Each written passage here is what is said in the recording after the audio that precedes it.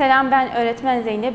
Bugünkü dersimiz sınıf 3, Unit 2 toplama ve çıkarma. Bu ders 4 basamaklı sayılarda toplama ve çıkarma. 4 basamaklı nedir? Birler, onlar, yüzler, binler. Tamam. Şimdi toplama. Burada yazıyorum.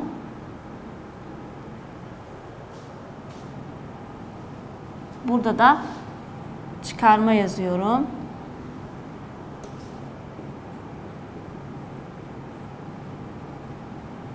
Şimdi birer birer bunlar için bir örnek alalım.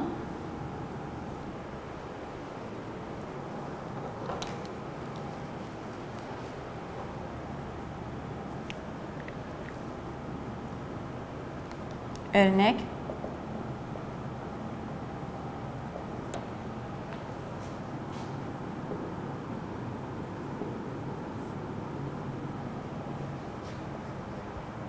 Tamam.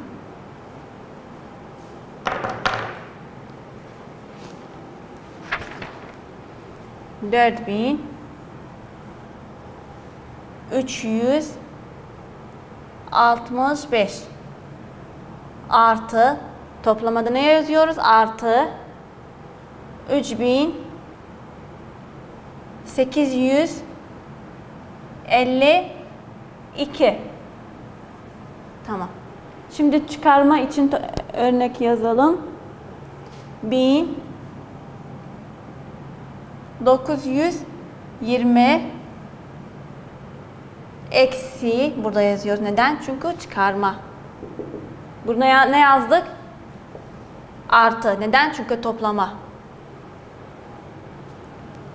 1025. Tamam. Tamam. Şimdi ilk önce toplamadan başlıyoruz. Burada kaç basamak var? Birler, onlar, yüzler, binler. 4 basamak var. Birler, onlar, yüzler, binler. Tamam. Şimdi ilk adım biz hangiden başlıyoruz? Birlerden. 5 artı 2 7. İkinci adıma geliyoruz. 6 artı 5 11. 1'i yazıyoruz. 1'i elde ediyoruz. Yüzlerin üstünde yazıyorum. 3 artı 8 3 artı 8 11. Bir elde var 12. 1'i elde ediyoruz. Binlerin üstüne yazıyorum. 4 artı 3 7. Bir elde var 8. Unutmayın elde ettiklerinizi. Onları da toplayın. Tamam. Şimdi çıkarmaya geliyorum. 4 basamaklı. Çıkarmada 4 basamak var. Burada birler, onlar, yüzler, binler. Tamam. Şimdi çıkarmada birleri birlerden birlikte çıkarıyorum. Ve onları onlardan birlikte ve yüzleri yüzlerden birlikte binler ve binlerin altında yazıyorum. Mesela birlerin sayısının basamağı birbirinin altına yazıyorum. Tamam. Şimdi 0 eksi 5 olmaz bu. Ne yapıyoruz? 2'den bir tane alıyorum. Bunun sayısı 10 oluyor.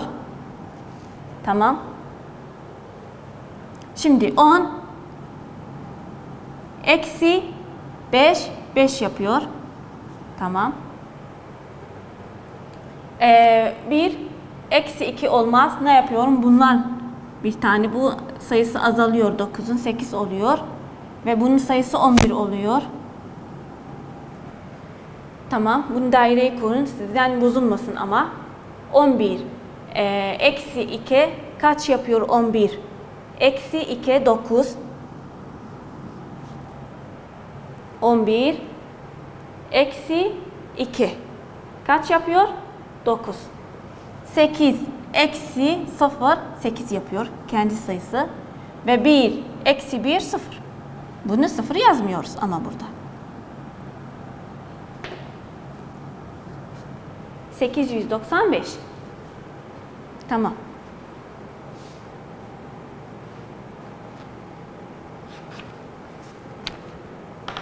Şimdi geliyorum soru çözmeye. Mesela topla ve kullandığın ünitemi anlat. Sayfa 35. Sayfa 35. İkinci soru. 248 artı 91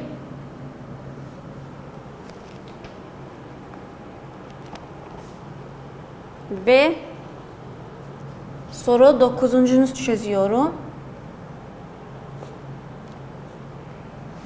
7116 eksi 2005.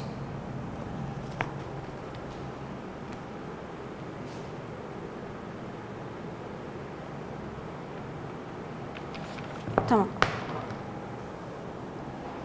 Şimdi burada 8 artı 1 9, 4 artı 9, 4 artı 9 13. Biri elde ettik. Tamam. 3 1 2'den birlikte 3. 339. Tamam. Şimdi 9. soruya geçiyorum. 6 eksi 5 1. Bakayım. Birler birlerden çıkarıyorum ve onlar onlardan birlikte, yüzler yüzlerden birlikte birbiriyle yapıyoruz ve 7'ni binler binlerden birlikte. Tamam. Şimdi 1 eksi 0 1, 1 eksi 0 1, 7 eksi 2 5. Tamam. Şimdi burada bozdurmak var mı yoksa hayır? Yok. Burada bozdurmak kullanmadık.